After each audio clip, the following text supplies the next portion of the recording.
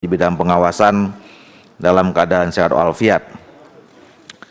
Sesuai dengan laporan Sekretariat bahwa rapat kita saat ini sudah dihadiri oleh seluruh perwakilan fraksi yang ada di DPR.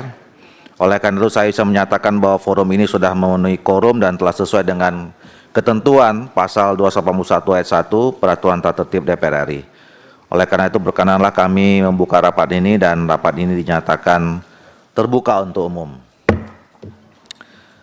Selanjutnya kami menyampaikan terima kasih kepada Saudara Menteri ATR Kepala BPN yang baru, Bapak Agus Harimurti Yudhoyono, yang bersedia hadir memenuhi undangan pada rapat hari ini, dan juga terima kasih pada seluruh pimpinan anggota Komisi 2 DPR RI.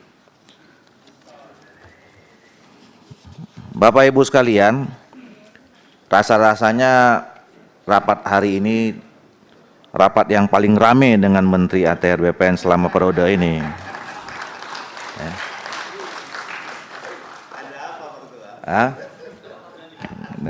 Yang jelas Pak Ongku ketawanya lebar, Bu Reska juga begitu.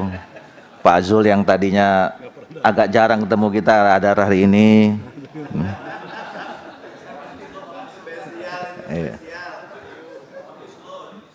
Jadi selamat datang Pak Menteri. Inilah Ketua Komisi 2. Tapi nggak usah khawatir, kita semua baik-baik aja. Mas Ibas, terima kasih juga udah datang di sini ngawal kakak tercinta. Aman Pak Ibas. Bapak Ibu sekalian, hari ini adalah rapat perdana kita dengan Saudara Menteri yang baru.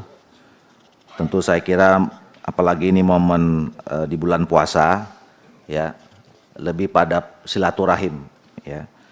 Dan agenda ATR BPN sebenarnya selama hampir 4 tahun ini sudah berjalan sedemikian rupa. Mungkin nanti kita akan ya sambil bersilaturahim di kesempatan perdana ini kita akan menyampaikan beberapa hal pemetaan masalah yang mungkin menjadi PR kita selama ini yang belum kita selesaikan, ya. Jadi tentu kami atas nama pimpinan dan Komisi 2 DPR RI mengucapkan selamat dan memberikan apresiasi atas ditunjuknya Saudara Haji Agus Harimurti Yudhoyono sebagai Menteri Agraria Tata Ruang dan Kepala BPN pada tanggal 21 Februari 2024 yang lalu. Jadi Bapak Ibu sekalian, saya kira kita langsung saja mempersilahkan pada Saudara Menteri untuk menyampaikan beberapa hal. Sebelum itu saya mau menyampaikan informasi bahwa kami di Komisi 2 selama ini dengan jajaran Kementerian ATR BPN komunikasinya cukup baik, ya. Kami juga beberapa kali membentuk panja, bahkan sampai sekarang panjanya masih hidup terus, ya. Panja ada 3 panja yang tidak pernah kita tutup, ya, karena memang masalah di pertanahan ini masih cukup banyak. Yang pertama itu adalah masalah panja tentang soal evaluasi HGU. Kemudian yang kedua adalah panja tentang tata ruang. Yang ketiga adalah panja tentang mafia pertanahan. Nah, di luar panja kita juga sebetulnya masih ada tim kerja penyelesaian sengketa pertanahan, ya. Tim ini dipimpin oleh 2 pihak dari Komisi 2, itu Pak Saan, dari Kementerian ada Pak Agus RB, ya. Nah, ketiga panja tadi, kalau panja tentang evaluasi HGU itu ketuanya saya, ke panja tentang mafia pertanahan ketuanya Pak Junimat, panja tentang tata ruang ketuanya Pak Saan, ya. Nah, jadi kami selama ini cukup serius memonitor dan berupaya untuk bisa menyelesaikan bekerjasama dengan bapak-bapak dan ibu-ibu di kementerian, ya, berkaitan dengan soal pertanahan. Nah, jadi mungkin nanti kita bisa bergerak dari sana. Nah, ada satu pekerjaan besar atau PR yang sampai sekarang belum bisa kita mulai sebetulnya itu revisi Undang-Undang Pertanahan. Ya, kami udah berapa kali menyampaikan, baik waktu itu dengan Pak Sofyan Jalil maupun Pak Hadi. Saya kira kalau memang kita bisa menyelesaikan Undang-Undang Pertanahan ini di periode ini menjadi legacy kita semua, ya, untuk juga membantu masalah pertanahan yang ada di tanah air kita ini. Oleh karena itu, kami langsung saja persilakan kepada Saudara Menteri ATR BPN.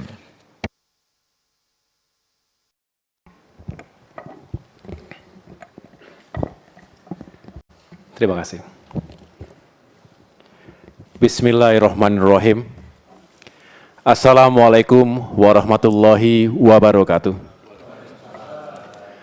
Selamat siang dan salam sejahtera untuk kita semua.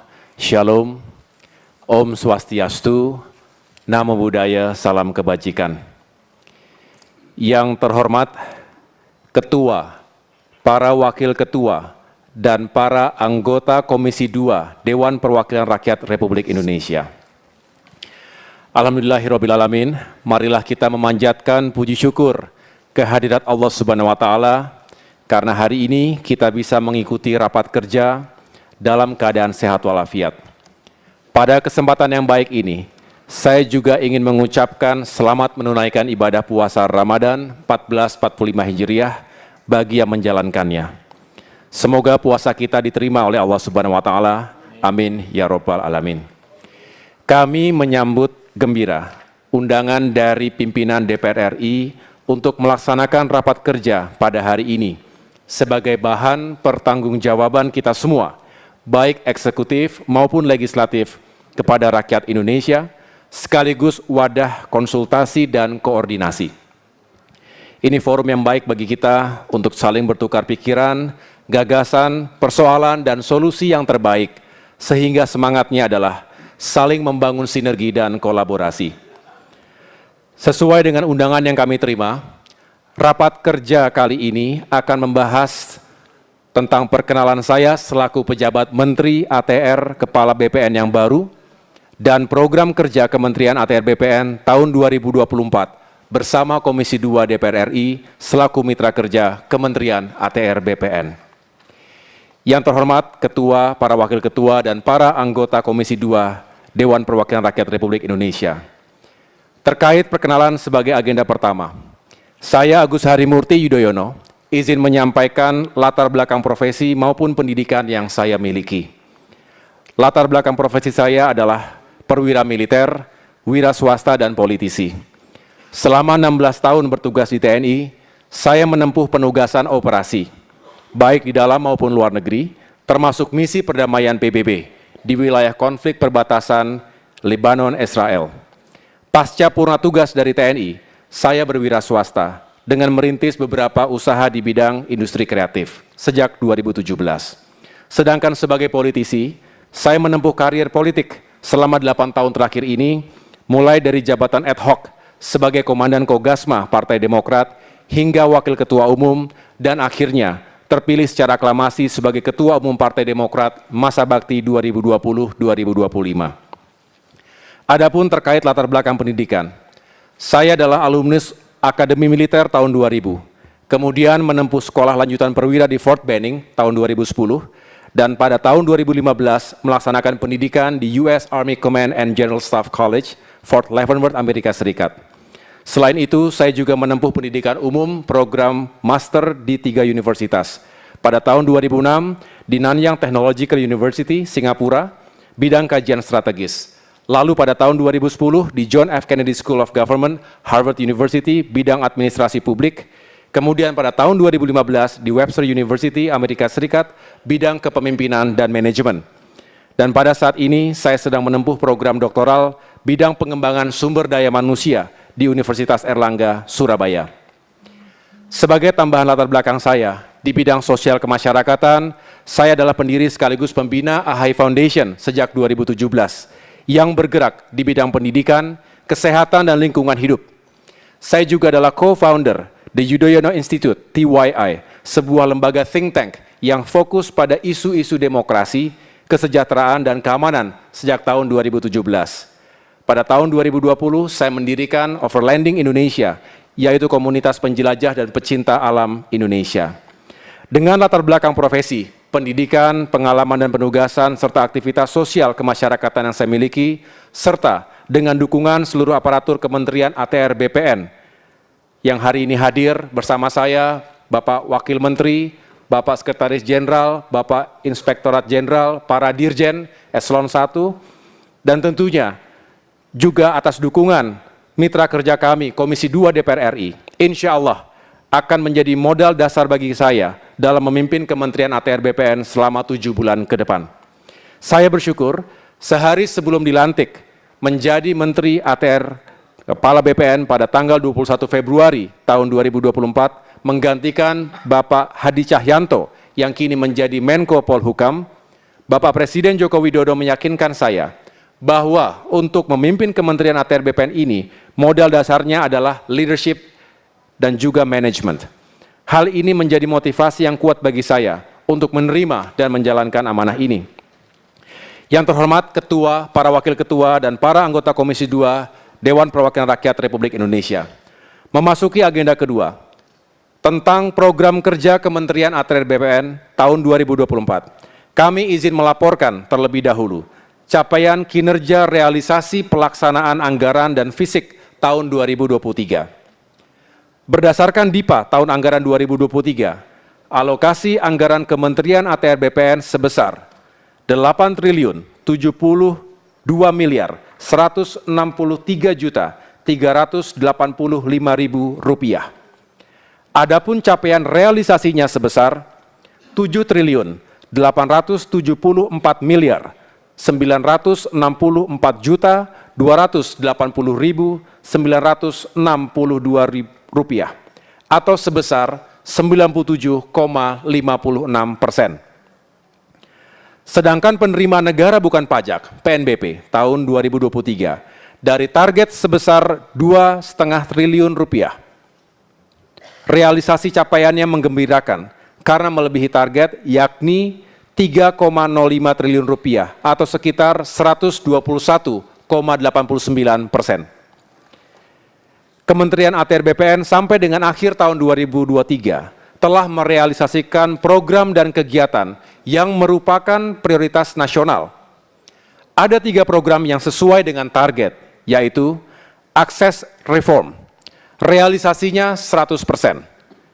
Peta zona nilai tanah, realisasinya juga 100%. Dan tanah, saya ulangi, dan data tanah ulayat, realisasinya 100%. Lalu ada 5 program yang melampaui target, yaitu dokumen persetujuan substansi RDTR, rencana detail tata ruang. Untuk kabupaten kota, realisasinya 116,98%. Peta tematik pertanahan dan ruang, realisasinya 143,29%. Peta bidang tanah, PTSL, pendaftaran tanah sistematis lengkap, realisasinya 101,87%.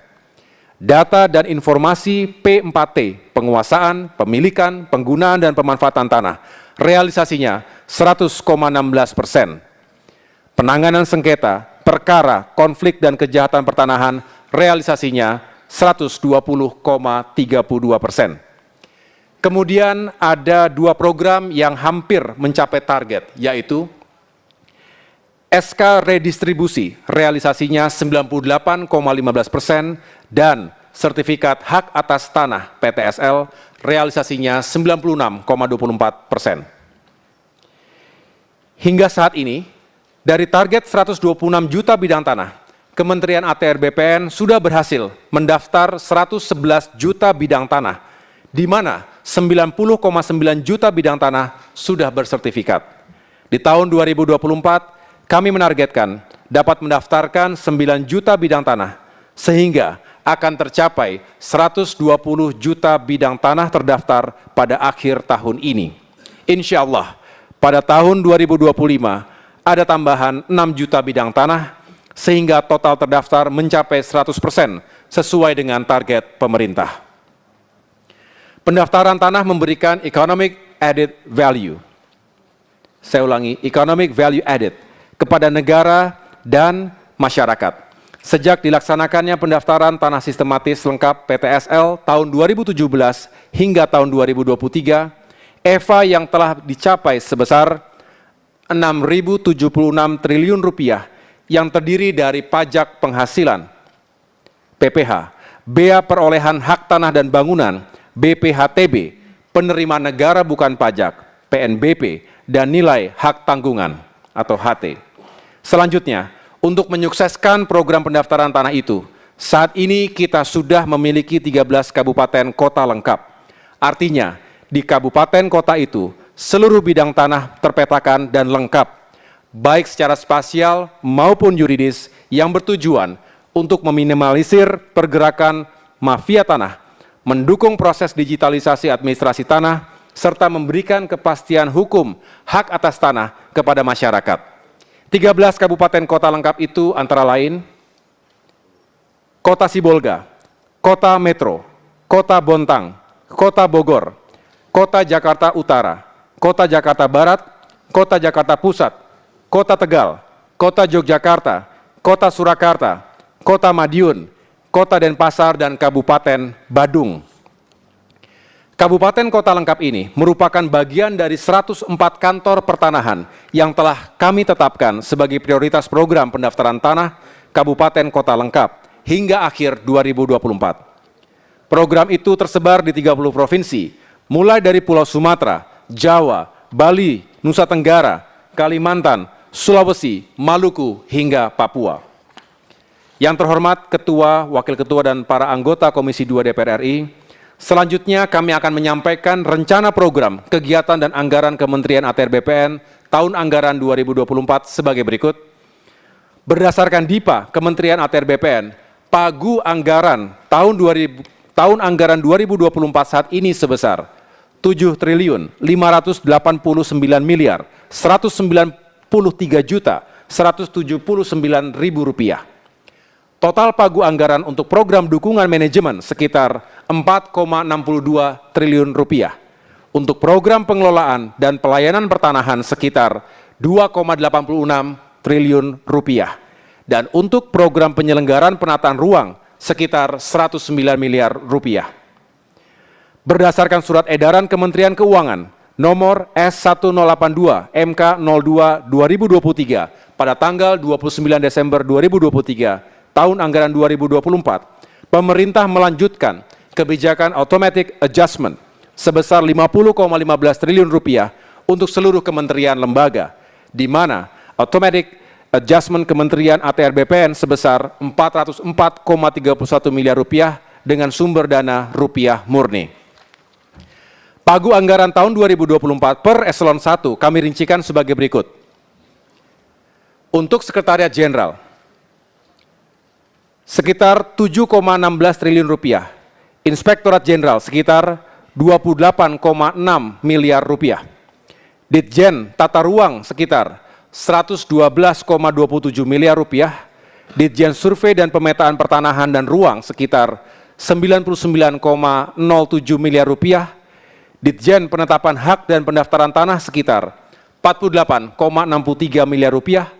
Ditjen Penataan Agraria sekitar 24,98 miliar rupiah, Ditjen Pengadaan Tanah dan Pengembangan Pertanahan sekitar 26,4 miliar rupiah, Ditjen Pengendalian dan Penertiban Tanah dan Ruang sekitar 65,59 miliar rupiah, dan Ditjen Penanganan Sengketa dan Konflik Pertanahan sekitar 25,27 miliar rupiah. Jumlah total pagu anggaran tahun 2024 adalah sekitar 7,589 triliun rupiah.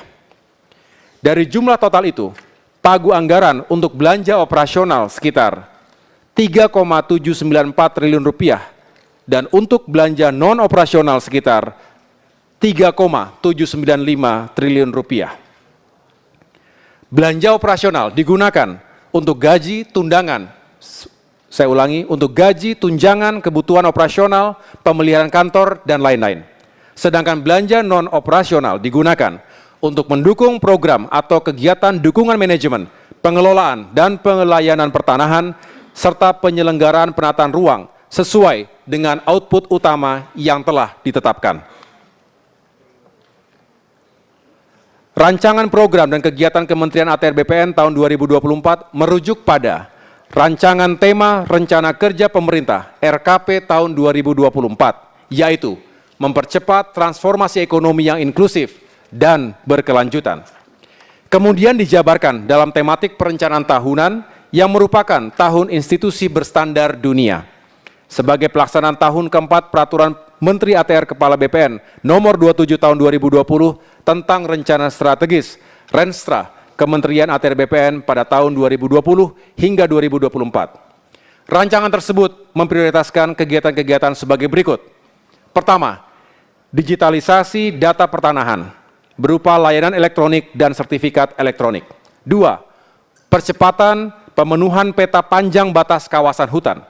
Tiga, percepatan pendaftaran tanah melalui pendaftaran tanah sistematis lengkap, PTSL.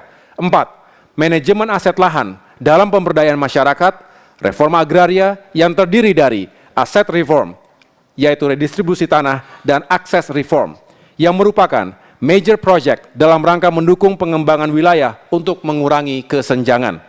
5. Pengadaan tanah untuk kepentingan umum. 6. Pengelolaan pemanfaatan pengendalian tanah dan ruang yang berkualitas. 7. Penyelesaian sengketa dan konflik pertanahan. 8. Percepatan rencana tata ruang pada tingkat provinsi, kabupaten, dan kota. 9. Reformasi birokrasi di lingkungan Kementerian ATR BPN yang difokuskan pada penguatan kelembagaan, penerapan human capital management, penguatan kerangka regulasi, tata kelola dan layanan berbasis elektronik dalam rangka peningkatan kualitas pelayanan kepada publik, serta penerapan manajemen resiko dan manajemen strategi. Terhadap ketersediaan pagu anggaran tahun 2024, sebagaimana telah kami sebutkan sebelumnya, kami tetap berkomitmen untuk fokus dan berusaha secara optimal menjaga target-target prioritas Kementerian ATR BPN. Namun, alokasi anggaran yang tersedia di tahun 2024 tidak cukup untuk mencapai target tersebut.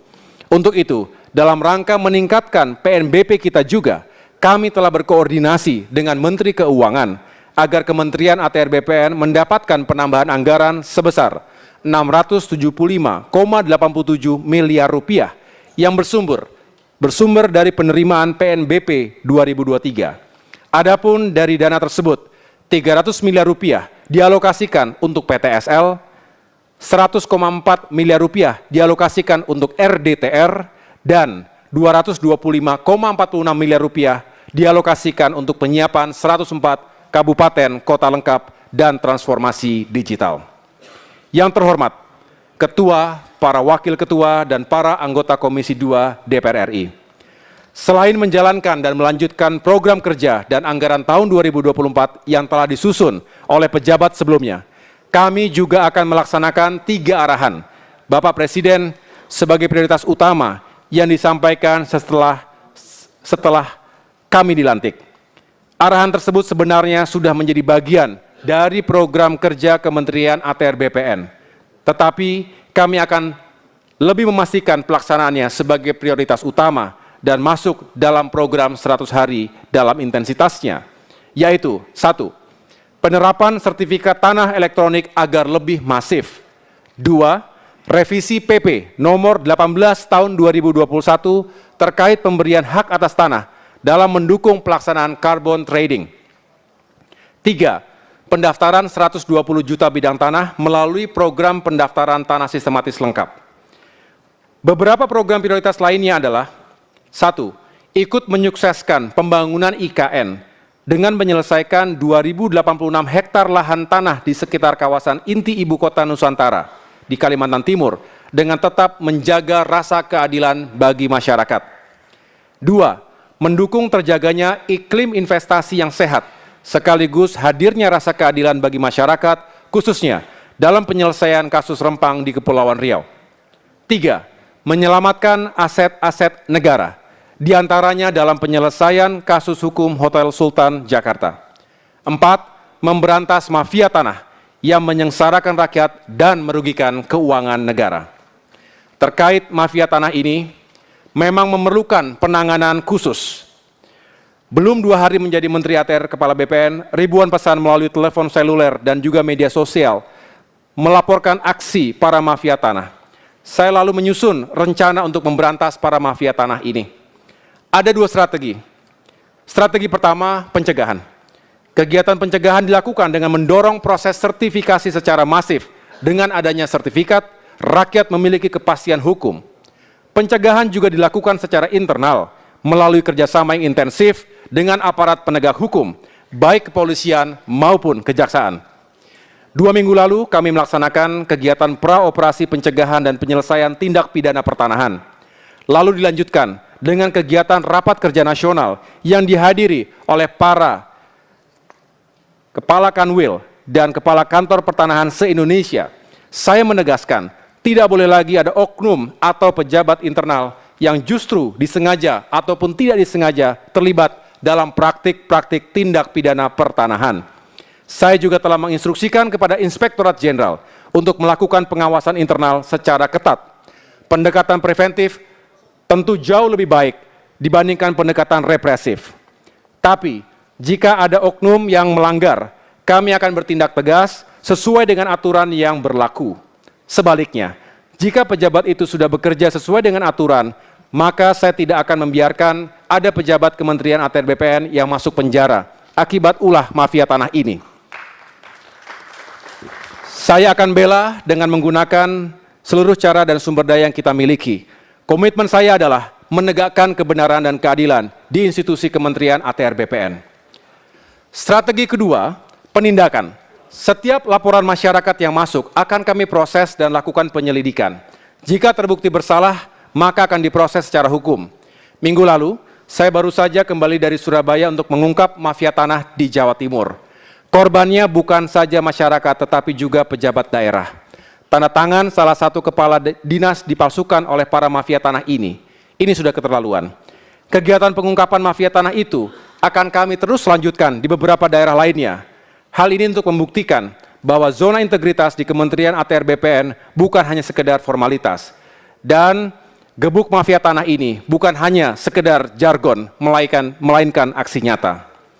Alhamdulillah, berkat sinergi dan kolaborasi antara Kementerian ATR BPN dan aparat penegak hukum, kita telah berhasil menyelamatkan potensi kerugian negara akibat kasus kejahatan pertanahan sebesar 13,2 triliun rupiah pada tahun 2023. Di tahun 2024 ini, kita telah menetapkan target-target operasi sebanyak 82 kasus dengan total luas bidang tanah sekitar 4.569 hektar dengan tujuan untuk menghindari potensi kerugian negara sebesar lebih dari 1,7 triliun rupiah. Yang terhormat Ketua, Wakil Ketua, dan para anggota Komisi 2 DPR RI. Akhirnya, seluruh program Kementerian ATR BPN berorientasi kepada terciptanya kepastian hukum, rasa keadilan, dan mendukung pertumbuhan ekonomi negara. Bagi masyarakat, kepastian hukum atas kepemilikan tanah dapat menjadi aset dan modal usaha, sehingga memperluas akses ekonomi masyarakat. Begitu juga kepastian hukum bagi dunia usaha akan memberikan rasa aman dalam berinvestasi, yang pada akhirnya akan menciptakan pertumbuhan ekonomi. Dalam implementasinya, rasa keadilan harus tercipta baik untuk masyarakat maupun dunia usaha. Itulah yang saya sebut sebagai keadilan untuk semua dan kesejahteraan untuk semua. Justice for all, prosperity for all. Demikian hal-hal yang dapat kami sampaikan dalam rapat kerja hari ini. Mohon kiranya dalam pelaksanaan program dan kegiatan tahun anggaran 2024 senantiasa mendapatkan dukungan dan pendampingan dari yang terhormat Bapak Pimpinan dan para anggota Komisi 2 DPR RI, sehingga apa yang telah diprogramkan dapat dilaksanakan dengan baik. Atas segala upaya dan dukungan yang diberikan oleh yang terhormat pimpinan dan segenap anggota Komisi 2 DPR RI, kami mengucapkan terima kasih. Demikian yang dapat kami sampaikan. Sekali lagi kami mengucapkan terima kasih atas penerimaan yang begitu baik ini. Kami selanjutnya siap untuk bekerja dan terus berkoordinasi bersama dengan Komisi 2 DPR RI untuk mewujudkan cita-cita besar kita, terutama di bidang agraria, pertanahan, dan tata ruang. Terima kasih, kurang lebihnya saya mohon maaf. Wassalamualaikum warahmatullahi wabarakatuh. Waalaikumsalam warahmatullahi wabarakatuh. Terima kasih Saudara Menteri. Bapak Ibu sekalian, pimpinan dan anggota Komisi 2 DPR RI, tadi kita sudah sama-sama mendengar